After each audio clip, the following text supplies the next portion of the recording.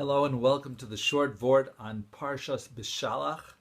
Once again, we will focus on Shevii, and in Perek Yud Zayin plus Pasuk Ches, it says, "Vayavo Amalek vayilachem im Yisrael Refidim." Amalek came and they waged war with the Jews in Refidim. In the pasuk before, in Pasuk Zayin, it concludes that the Bnei Yisrael said, Hayesh Hashem bekirbeinu im ayin. Is Hashem within our midst or not?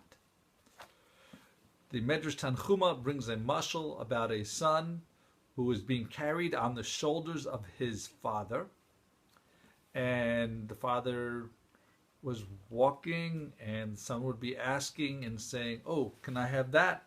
Then the father would go get it. "Can I have that? Can I have that?" Each time the father would get it. However, they bumped into a stranger along the street, and the son says, "Have you seen my father anywhere?" And the father got upset. He threw him to the ground, and the dog bit him. This parable is talking about the Bnei Yisrael. The Bnei Yisrael being carried kaviyachal on the shoulders of Hashem as they left Egypt. Whatever they wanted, he brought. If he brought the Ananei Kavod to protect them, the clouds of glory. When they were hungry for bread, he brought them the mun. When they asked for meat, he brought them the slav. And yet they said, Hayesh Hashem b'kirbeinu, is Hashem in our midst. After all these things, you're asking, where am I, Hashem? What were they? They were kafui tova. And also they're weaker in their learning. And because they were weaker in learning, and because they're kafui tova, therefore, their enemy Amalek came on them. Why was it Amalek? Because Amalek was a descendant of Esav, and he was a kafui tov. The Bnei Yisrael were told not to attack or bother the descendants of Edom, and therefore not to bother Amalek. And even though they didn't bother them, Amalek started up. They were kafui tova, just like the Jews were when they said Hayesh Hashem b'kirbeinu. And it says in the pasuk that they were in Refidim because they were rafui minat Torah. They weakened. They were learning less Torah than they should have. Because they did this aveira, this bad news came for them. This week is also going to be on Tu B'shvat. So I'd like to share a Midrash or a Drasha based on a Midrash that was given by the Ksav Sofer on Tu B'shvat, and it says that in Gan Eden the table was set for the tzaddikim and the righteous ones, and at the table was different fruits, different peiros, and also Hashem fed them me'etz hachayim, from the tree of life, the same tree that Adam and Chava ate from when they shouldn't have. After this meal, then there was time to bench, give thanks. They want to give thanks to Hashem, and Hashem pushed down to the angels to have the honors of, like we have for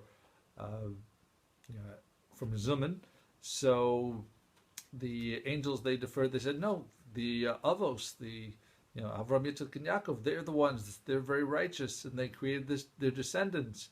That were the holy Bnei Yisrael. They should do it, But the Avos deferred, and they said, no, the king should do it. And they gave it to David HaMelech to lead the blessing of Hashem. And what did he say? He said, Kos Yeshuos Esa Uv'Shem Hashem Akra. I lift the cup of salvation, and in the name of Hashem, I call out. So the Ksav Sofer asked three questions. Firstly, what were these fruits there?